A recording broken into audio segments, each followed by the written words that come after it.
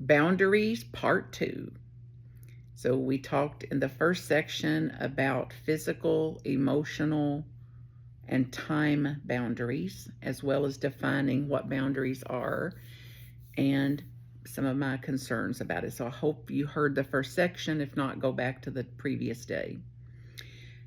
This also includes self-compassion is the key here. That's the motivation for this. Boundaries around intellectual boundaries. That means respecting individual beliefs, letting them stand where they stand and standing where I stand. It means my opinions are my own, not trying to convince other people to shift their opinions just like I don't want them, and I'm generally not opened at times to having somebody put their opinions and beliefs on me for me to practice not putting my beliefs and opinions onto other people. This also includes what I value, accepting that the things that I value are my values, not necessarily anybody else's.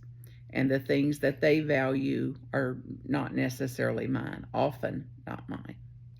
It also means ensuring respectful, civil discussions and disagreements. And if I'm not able to have a civil disagreement, a respectful discussion, then I cannot proceed. I've got to have a boundary around that. This also means boundaries around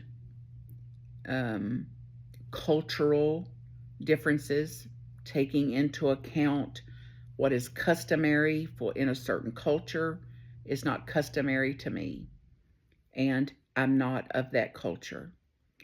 The traditions that are in place that may or may not be my traditions, to have an openness about that, to have limits around it, and not to try to put my cultural values, cultural traditions, cultural practices over onto somebody else.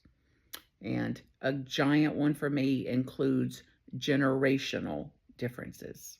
And how many times I see my righteous indignation about what this generation does and the next generation won't or doesn't.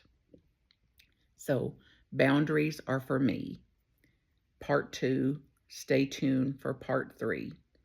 How will you care for your boundaries today for your sake?